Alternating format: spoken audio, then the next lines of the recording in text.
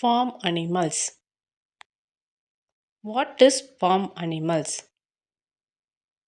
Animals that live in farms are called farm animals. Farm animals are useful to humans. Sheep. It gives us wool. Pig. It gives us meat. Donkey. It carries heavy loads. Duck. It gives us eggs. Goat. It gives us milk and meat. Cow. It gives us milk. Hen. It gives us eggs. Horse. It carries people and loads.